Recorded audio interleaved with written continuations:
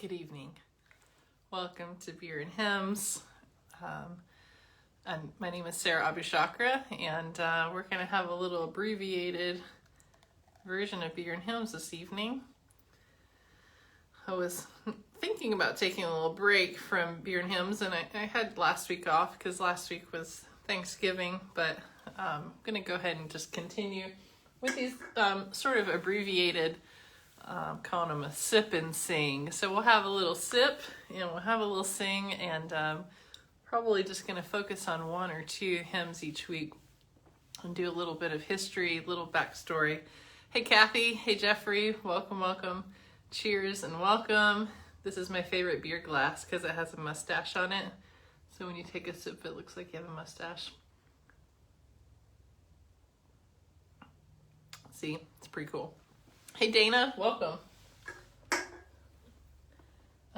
Tonight I was going to talk a little bit about a very familiar Advent hymn, which is O Come, O Come, Emmanuel. It's probably the most famous. In fact, probably it's the only Advent hymn that most people know. And sometimes people don't know what the difference is between a Christmas carol and an Advent hymn. So a Christmas carol would be like celebrating that Jesus has already been born and that joy has come to the world. So things like Joy to the World, Away in a Manger, where Mary's holding the little baby Jesus and he's already been born. But Advent hymns are meant for that period of time we're anticipating the Messiah coming to earth. And so that moment of waiting, Advent means to come, and so that Jesus is coming in the form of a baby, but has not yet arrived. Hey Beth, good to see you joining us this evening. And so, O Come, Emmanuel is one of the most ancient hymns that we have in our hymnody that survives today. We don't know an exact date of when it was quote unquote written, because it probably was sung for quite a while before being written down. And scholars think that it dates back to maybe even the 5th century, so between the year 400 AD and the year 500 AD, somewhere in that time frame.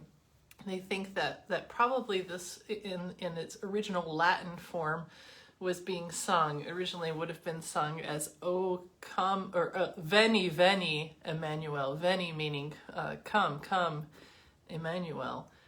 And so hi Peggy, I'm so glad you could join us. Say hi to Fraser for us. So we're talking about O Come, Emmanuel, and just some of the history behind it. One of the very ancient antiphons. An antiphon is a prayer that would have been said, usually sung, and typically in the Catholic Church. So this predates even, Protestantism, certainly predates Presbyterianism, and predates these beautiful instruments that I'm sitting in front of tonight. The piano, not invented yet, not for a long time. In fact, piano not invented till about 1709. This is way before that.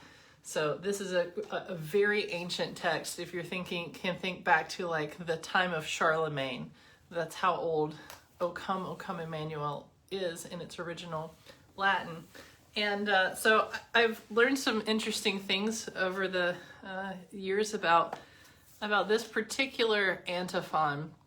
This comes from a collection of antiphons or prayers that would have been said starting on December the 17th and leading up until Christmas Eve. And so December 17th, the 17th, 18th, 19th, 20th, 21st, and 22nd, and 23rd, they would have said these prayers each day, anticipating the coming of Christ, anticipating the celebration of the birth. And so I've written down a few things. So all of the O antiphons are what these are called, this collection, because they all start with the letter O. So like O come, Emmanuel, that kind of thing. Excuse me. And so here are the words that you'll find in these O antiphons. We have Emmanuel, of course we know that one. because it's written in this particular song. And then we have Rex Gentium, which is the Latin words. Rex means king, and Gentium, king of all the nations. We have Orions, O, which means a radiant dawn. So Jesus being the dawn that lights the world, lights the earth. Clavis, which means key in Latin, the key of David. So the descendant of David, king of Israel, the descendant of David, inheriting the key of the kingdom, and holding the keys of the kingdom of heaven. Radix Jesse, the root of Jesse. Jesse being the father of King David. And so that Jesus is coming from this lineage, the root of Jesse, like his family tree, basically, coming from the line of Jesse. And then A means Adonai. Adonai is the Latin word for Lord. And then sapientia, which means wisdom in Latin. So if you line up all of those things that we're singing about and you get the first letter of each word, Emmanuel, Rex, Orions, Clavis, Radix Jesse, Adonai, and Sapientia, you have these two words, ero, E-R-O, ero, cross. And ero, cross, so this is like a mnemonic device, an acronym, and I'm gonna write it out. I'm a teacher, so you know, this is like my moment to teach the captive Facebook Live audience. So ero, cross, which is Latin for tomorrow I will come. And I think that's so beautiful. It's was so clever of, the monks back in 400, 500 AD, who would have been very carefully planning out and writing these prayers and stating all of the things that the prophet Isaiah has prophesied will come to earth. Jesus, the wisdom. Jesus, the Lord, Adonai. Jesus, the root of Jesse, Radix Jesse. Jesus, the clavis, the key of David. Jesus, the Orions, the radiant dawn. The Rex Gentium, the king of all the nations. And Jesus, Emmanuel, the God who is with us. And you hear all of these things in this very popular hymn that has been sung in every kind of way that you can possibly imagine, with every kind of accompanimental style that you can possibly imagine. You can hear hard rock versions of O Come, Emmanuel. You can hear, symphonic versions of this. You can hear all sorts of things, very contemporary. You can hear choral arrangements, all kinds of different varieties of styles, and now have been sung for hundreds and hundreds and hundreds of years. So I'm going to just sing O Come, Emmanuel. If you have a hymnal, the Glory to God hymnal with you, this is number 88 in our hymnal. And I'm sure if you have any other hymnal, it's in that one too. O come, Emmanuel.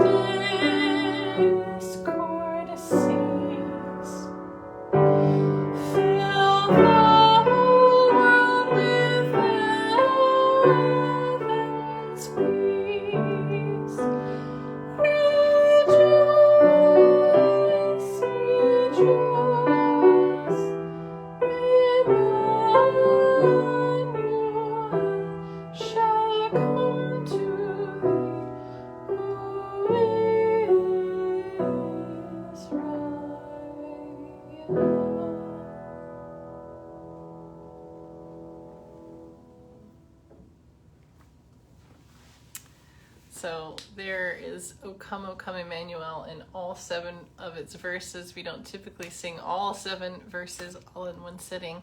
And 1, because that's a lot of singing, and 2, because not all the verses fit on the page and you have to kind of go find all the other verses. But I would like to give you a challenge that starting on December the 17th, there's, if you could just read one verse of this per day, or preferably sing one verse per day, and think about how the letters line up to spell the Latin word eros cras, which means I will come tomorrow.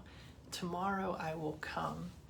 And I think it's a beautiful way to lead up in this Advent season, this building up of anticipation that the Messiah is coming to earth.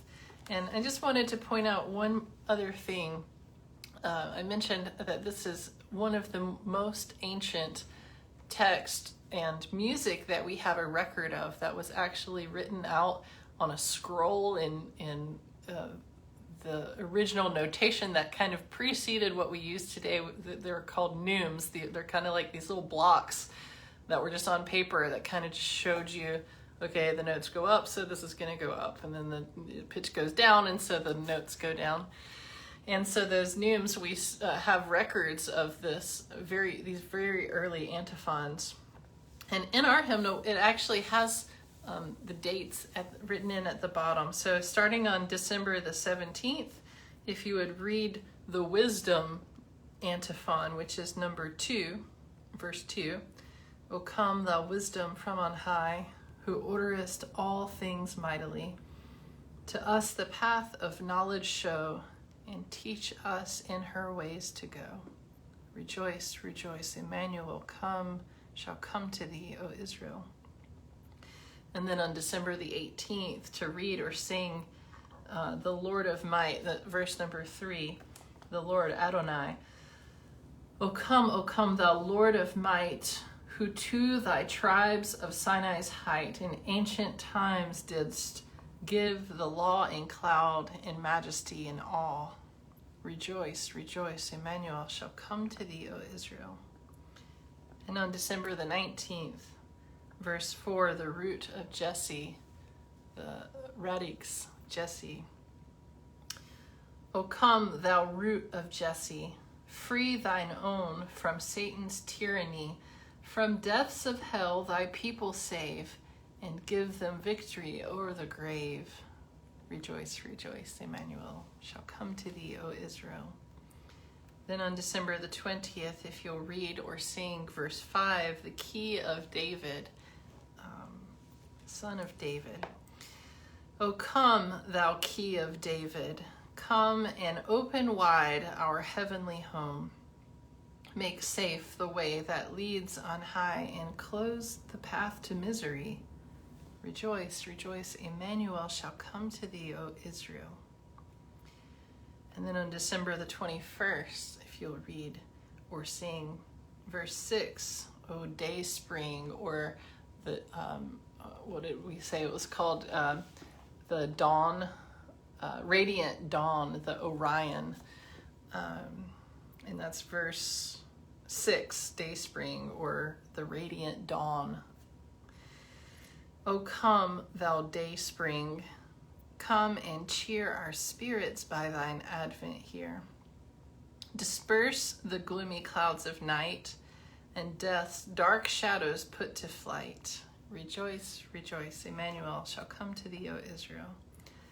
And then on December the 22nd, you'll read or sing the desire of nations. Also could be interpreted as the king of all nations, the king of the world, the Rex Gentium. And that's verse 7. O come, desire of nations, bind all people in one heart and mind. Bid envy, strife, and discourse cease.